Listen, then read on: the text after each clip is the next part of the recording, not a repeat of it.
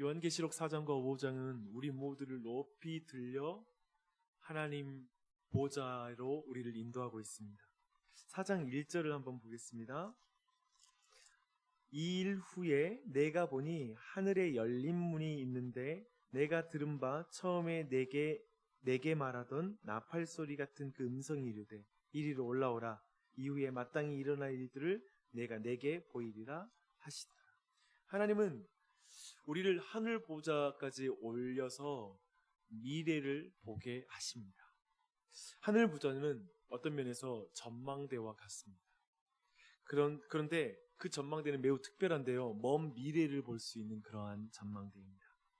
요한계시록 안에서 그래서 이 4장과 5장이라는 이 전망대, 이 위치에 올라가서 먼저 앞에 있던 3장을 이해할 뿐만 아니라 이제 6장부터 나오는 세계의 7 심판 시리즈 내용들, 7인, 7나팔, 7대접을 이해할 수 있는 전망대가 바로 이 4장과 5장이 되겠습니다.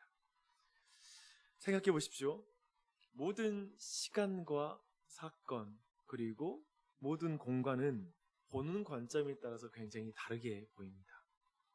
위치에 따라 다르게 보이는 것이죠. 그런데 하나님께서 왜 우리 모두를 하늘 보좌 그 위치까지 끌어올리시는 것일까요? 그 이유는 명백해요. 4장의 핵심 내용은 뭐냐면요, 성부 하나님께 초점을 맞추는 거예요. 그리고 5장은 어린 양이신 성자 예수님께 초점을 맞춥니다. 온 인류의 과거와 현재, 미래라는 모든 시간, 어쩌면 한 인생 안에 펼쳐지는 모든 계절과 경험들, 이 모든 것은 오직 하나님께 초점을 맞출 때에 온전히 보이는 것인 줄 믿습니다. 바르게 볼 수 있는 것인 줄 믿습니다. 그래서 어쩌면 우리 모두가 2020년이라는 한 해를 마무리하고 또 2021년이라는 미래를 어떻게 준비할까, 어떻게 바라볼까 라고 하는 것을 생각해야 되는 이 순간에 어쩌면 오늘 말씀처럼 우리 모두가 성부 하나님과 성자 예수 그리스도께 초점을 맞추고 그 모든 걸 바라봐야 되는 줄 믿습니다. 그때 우리는 바르게 이해하고 그 안에서 하나님이 알려주고자 지금 올라오라고 하시잖아요. 우리 모두도 그 보좌 위에서 하나님 보좌 위에 앉으신 하나님과 그리고 예수 그리스도를 바라봐야 되는 줄 믿습니다. 그 은혜가 넘치길 바랍니다. 이제 먼저 4장과 5장의 구조를 한번 잠깐 생각할 필요가 있는데요. 오늘 우리가 통독할 테니까 이 구조를 염두에 두셔야 돼요. 이 구조 되게 비슷한 구조를 가지고 있습니다. 4장에 보면 하나님의 영광을 먼저 보고요. 그 다음에 하나님께 대한 예배, 그리고 첫 번째 찬양, 그리고 어떤 이야기를 들려주고 또 두 번째 찬양, 이 구조를 그대로 가지고 와요. 5장도 비슷한데요. 어린 양의 영광을 보고 어린 양께 대한 예배와 첫 번째 찬양, 그리고 어떤 이야기, 그리고 두 번째 찬양, 이 비슷한 구조를 가지고 있습니다. 구조만이 아니라 묘사에 있어서도 되게 비슷한 이미지를 가지고 옵니다. 4장을 중심으로 제가 설명해 드릴게요. 첫 번째는 예배의 대상이신 성부 하나님에 대한 예배적인 이미지, 그 예배에 대한 이미지가 가득해요. 두 번째는 유일하고 절대적인 하나님의 통치자로서의 이미지를 가지고 옵니다. 그분이 온 땅을 다스리고 있다는 이미지를 가지고 오는 것입니다. 쉽게 말해 하나님은 절대 주권을 가지고 만물을 통치하시는 분인 동시에 모든 열방과 모든 피조물로부터 홀로 예배를 받으시기에 합당한 분이다 라는 것이 지금 4장과 5장을 가득 채우고 있는 이미지입니다. 특별히 네 생물과 24장로가 부르는 찬송의 주제가 나오는데요. 그 주제는 그 예배의 내용들을 더욱더 구체화시키죠. 하나님의 거룩성, 영원히 존재하는 영존성이라고 부르는데요. 영존성, 그리고 창조계를 향하신 하나님의 주권, 이 세 가지를 이 안에 찬송의 주제로 또한 말하고 있습니다. 천사들은 첫째, 하나님은 거룩하시다라는 것을 3번 외칩니다. 둘째로 하나님은 영원하시다, 곧 어제도 계셨고 지금도 계시고 장차 그대로 계실 분이라고 말하면서 찬양하고 있습니다. 셋째로 하나님은 창조주시다라고 말하죠. 주 안에 사랑하는 여러분, 이것을 우리가 잠깐 생각해 보는 게 중요해요. 존 칼빈은 창조계가 하나님의 영광의 무대라고 말했습니다. 인간은 하나님을 알고 하나님을 사랑하고 하나님을 기뻐하고 하나님을 찬양하는 것, 그것을 위해서 창조된 존재라고 말하고 있죠. 그래서 우리가 뭘 보고 그리고 뭘 먹고 마시고 그럴 때마다 오직 하나님의 영광을 위하여 그 모든 걸 사용하는 거예요. 여러분, 이 한 해를 볼 때에도 하나님을 찬양하게 됩니다. 그분의 거룩하심, 그분이 항상 함께 하셨다라는 걸 찬양하고, 그리고 그분이 신실하게 모든 걸 다스렸다라고, 창조주로서 내 삶을 하나하나 만지셔서 내가 지금 여기에 있다고, 그 찬양을 고백하는 은혜가 넘치길 바랍니다. 땅에서 볼 때는 그게 안 보여요. 땅의 관점과 이 세상의 관점으로 보면 찬양할 게 없어요.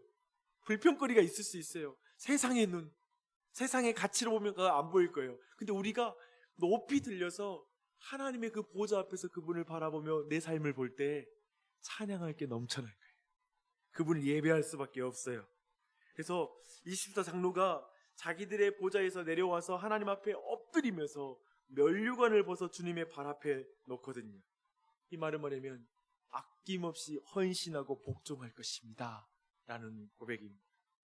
이 명백한 이 고백이 우리의 삶에도 있었으면 좋겠어요. 우리네 인생 2020년이라는 과거, 2021년이라는 미래, 오늘이라는 하루를 거룩하시고 영원하시고 온 세상을 통치하시는 하나님 안에서 보는 것, 그리고 그 하나님 안에서 그 모든 것을 바라보면서 하나님을 찬양하는 은혜가 넘치길 바랍니다. 시시콜콜하게 크고 작은 실패로 자책하지 마십시오. 그저 하나님을 알고 사랑하고 기뻐하는 자로 서십시오. 겸손히 내가 전적인 복종을 드리겠습니다라는 걸 다짐하는 은혜가 넘치길 바랍니다. 이제 이 모든 것이 4장의 전체 내용이었어요. 짧게 보긴 했지만 이 4장에서 성부 하나님과 그분을 향한 그 예배와 찬양의 이런 대강의 내용을 이해할 때 5장의 강조가 굉장히 이해가 될 것입니다. 5장 1절을 보겠습니다. 내가 봄에 보호자에 앉으신 이의 오른손에 두루마리가 있으니 안팎으로 썩고 7인으로 봉하였더라. 보호자에 앉으신 하나님은 오른손에 지금 책을 갖고 계십니다. 근데 이 책이 보호자에 계신 하나님과 어린 양의 연결고리가 되는 게 바로 이 책입니다. 근데 이 두루마리가 의미하는 건 뭐냐면 영원부터 영원까지 하나님께서 인류를 향해 이 세상을 향해 가지신 그 역사, 하나님의 완전한 계획을 말합니다. 근데 그 앞에 앞과 뒤가 다 써져 있다고 표현하고 있어요. 완벽한 계획이 가득 거기 안에 써져 있는 것이죠. 그렇죠? 그 완벽한 계획은 지금 성부 하나님의 손에 들려있는 인류의 역사, 그 안에 포함된 우리네 인생, 오늘 하루하루까지도 순간순간도 하나님의 손에 달려있다라는 말씀이죠. 하나님의 주권에 달려있다라는 거예요. 하나님 손에 들려있어요. 근데 그 책의 인봉을 누가 뗄 수 있을까? 누가 그것을 온전히 떼서 우리에게 알려줄 수 있을까?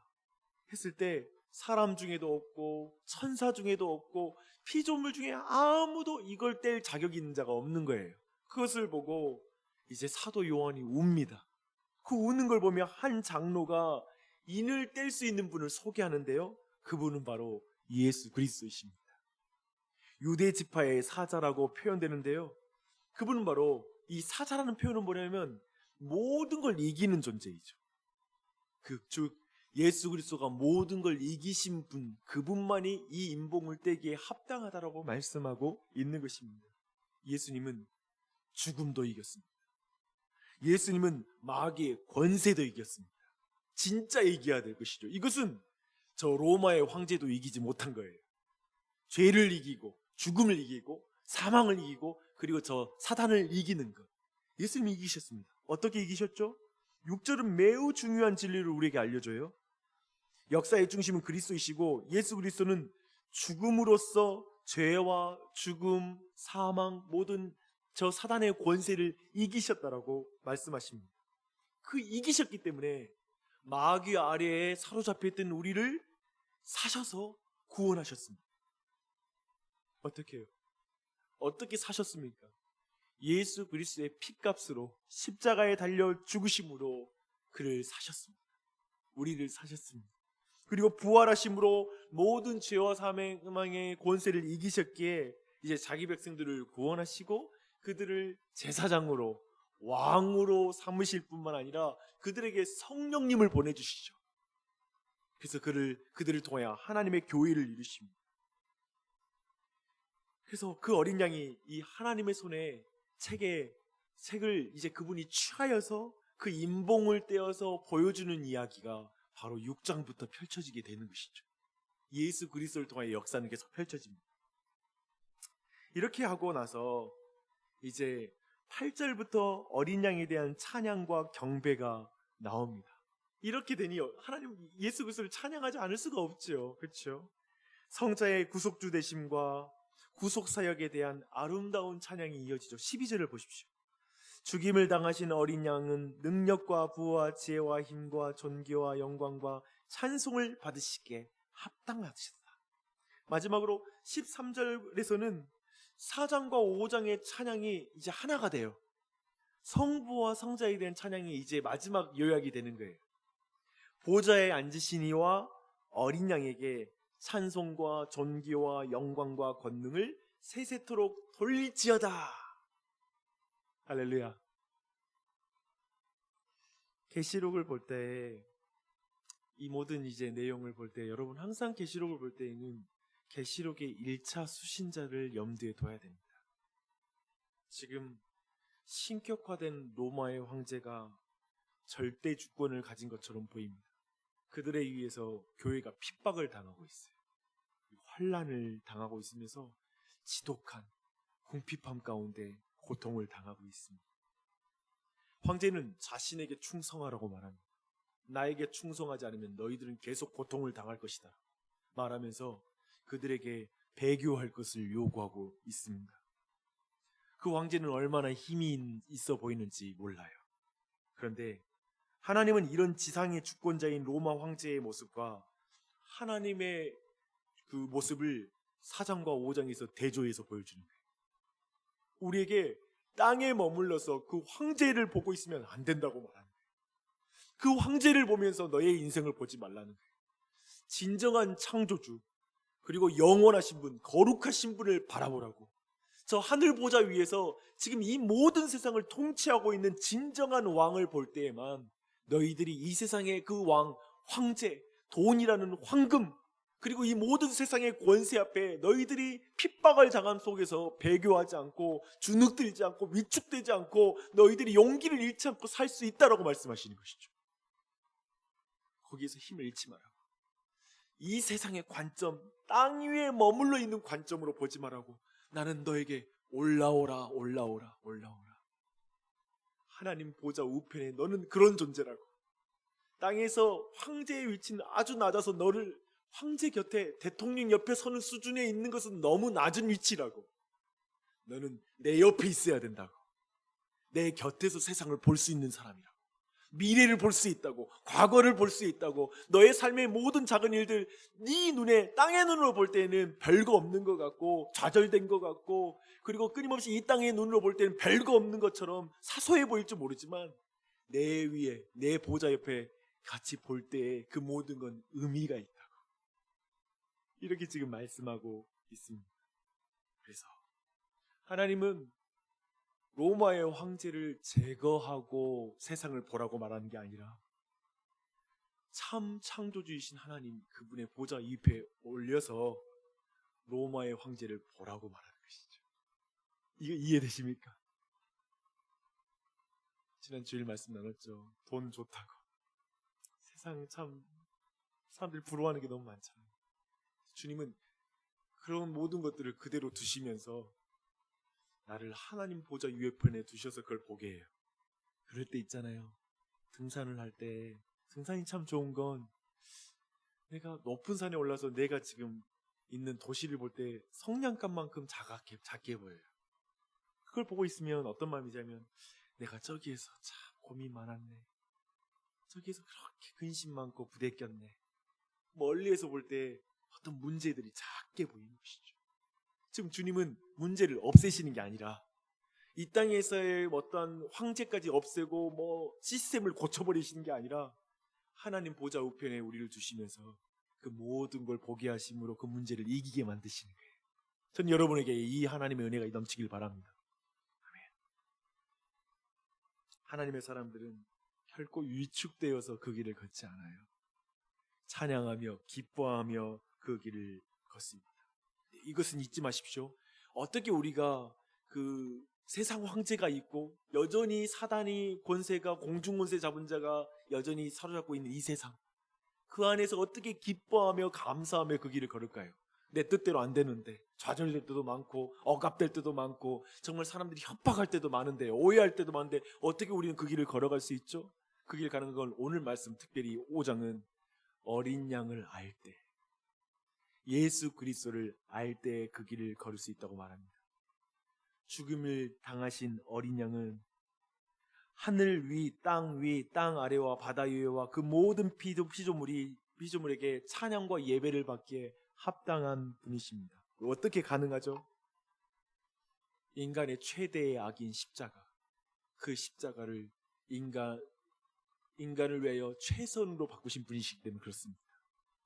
사람에 의해서 십자가에 달렸으나 택하신 자를 위하여서 그 일로 구원을 이루실 수 있는 분이시기 때문에 그렇습니다. 이 비밀을 알면, 이 예수 그리스도를 알면 내 삶에 악으로 보이고 나한테는 이게 너무 나빴어, 나는 이 상처 때문에 힘들었어, 나에게는 이것은 무조건 안 좋은 일이었어 라고 말하는 많은 모든 사건들도 주님의 손에 있어, 주님이 바꾸셔 라는 믿음 속에 바뀔 것입니다. 여러분, 이 아침에 예수 그리스도를 더욱 알게 해달라고 기도하십시오. 약함 가운데 강함을 드러내신 주님, 죽음을 통과하여 부활을 만드신 주님, 그분을 내가 믿음으로 여전히 로마의 황제와 같은 존재들이 가득한 세상 속에서 하늘 보좌에 계신 주님과 어린 양을 바라보며 찬양하며 내가 이 믿음의 길을 걷게 하여 주시옵소서. 이러한 은혜가 나와 내 자녀에게 있게 해 주시옵소서. 그 기도를 드린 이 아침이 되시길 바랍니다. 멋진 기도이죠. 오늘 말하죠. 우리의 기도가 금대접에 담겨서 하나님께 드려지죠. 주님 우리의 기도를 들으실 거예요. 이 아침에 예수님의 이름으로 기도하는 그 은혜가, 그리고 그 권세가, 그 은혜를 우리가 마음껏 누리는 이 아침이 되시길 축원합니다. 기도하겠습니다.